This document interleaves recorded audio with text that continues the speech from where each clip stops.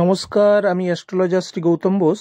আজ আপনাদের সামনে উপস্থিত হয়েছি বিশেষ একটা ভিডিও নিয়ে। অনেক দিন পর এই ভিডিওটি করছি এবং আপনাদের প্রত্যেকের এই ভিডিওটি খুব কাজে লাগবে।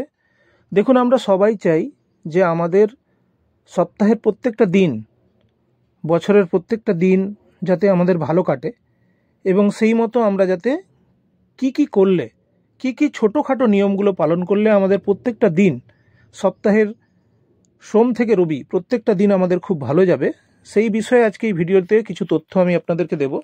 আপনারা এগুলো যদি নিয়মিত করতে পারেন, প্রত্যেক দিন যদি করতে পারেন, আপনাদের প্রত্যেকটা দিন খুব ভালো যাবে। প্রথমেই আসি রবিবারের কথায়।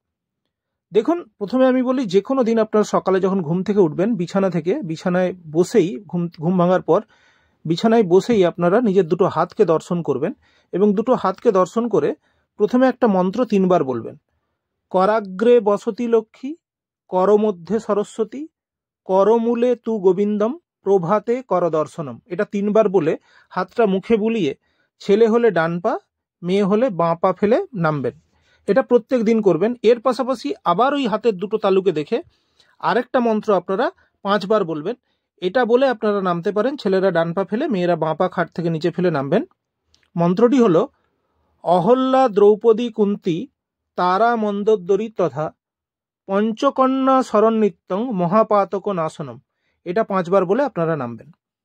রবিবার দিনটাকে শুভ করার জন্য আপনারা কি করবেন? এই নিয়মটা বলে তো খাট থেকে নামলেন, নেমেই পিতাকে প্রণাম করবেন, বা পিতা যদি না থাকে পিতাকে স্মরণ করবেন। পিতা যদি দূরে থাকে পিতার ছবিতে আপনি প্রণাম করলেন, বা পিতৃতুল্য কোনো মানুষকে প্রণাম করবেন।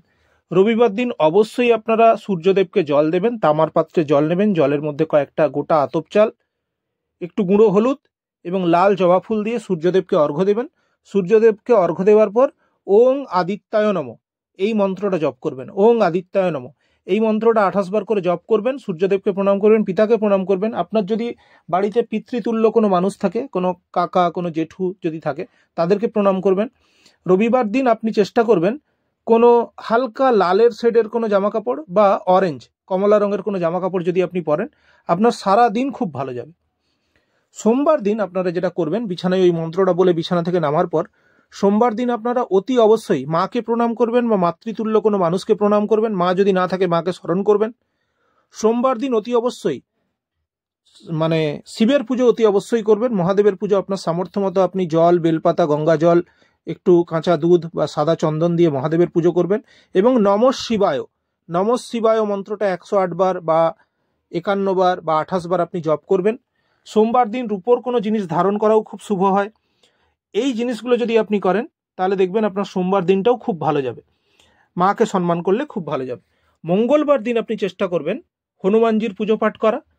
সোমবার দিন, বলতে ভুলে গেলাম, সোমবার দিন সাদা বা ক্রিম কালারের কোনো জামা কাপড় পরলে খুব ভালো হবে। মঙ্গলবার দিন আপনি অতি অবশ্যই হনুমানজির পুজো পাঠ করবেন, হনুমান চল্লিশা পাঠ করবেন। বাড়িতে পাঠ করতে পারেন, কোনো মন্দিরে গিয়ে হনুমানজির মন্দিরে পুজো দিতে পারেন, খুব ভালো হবে।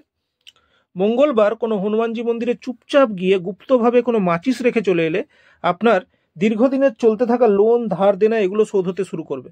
আর্থিক জায়গা মজবুত হবে, ধার দেনা লোন থেকে আপনি রেহাই পাবেন। হনুমান চল্লিশা পাঠ করলে আপনি সর্ব বাধা থেকে মুক্ত হবেন।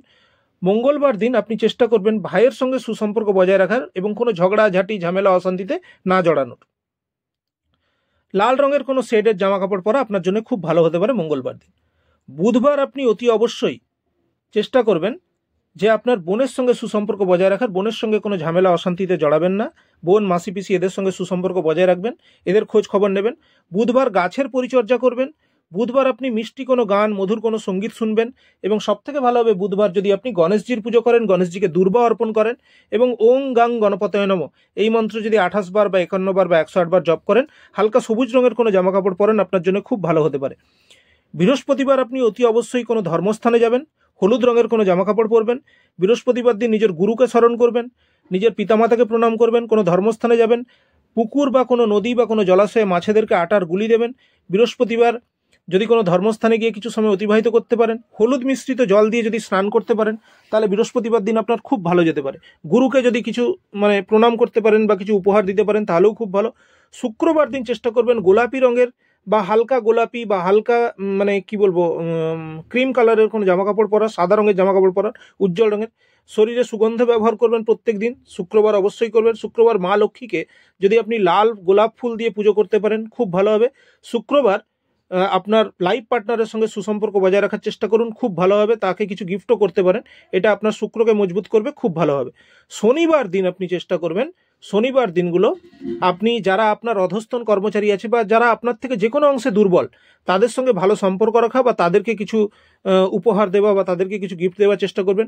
শনিবার দিন চেষ্টা করবেন কালো রঙের জামাকাপড় একটু কম পরে নীল রঙের জামাকাপড় ব্যবহার করবেন। শনিবার কোনো হনুমানজি মন্দিরে বা কোনো দক্ষিণাকালী মন্দিরে বা কোনো রকম কোনো শনি মন্দিরে গিয়ে যদি আপনি পুজো দিতে পারেন তাহলে আপনার জন্য খুব ভালো হবে, জীবন থেকে সব বাধা বিঘ্ন দূর হবে। এবং শনিবার অবশ্যই আপনি পশু পাখিদেরকে আহার দেবেন, কিছু দান অবশ্যই করবেন। এবং শনিবার দিন চেষ্টা করবেন নীল রঙের কোনো জামাকাপড় যদি আপনি ধারণ করতে পারেন, আপনার সব কাজে আপনি সফলতা পাবেন। এইভাবে প্রত্যেকটা দিন সপ্তাহের আপনি এইভাবে নিয়ম করে যদি চলতে পারেন, আপনাদের সপ্তাহের প্রত্যেকটা দিন খুব ভালো হবে, সারা বছর আপনাদের ভালো যাবে।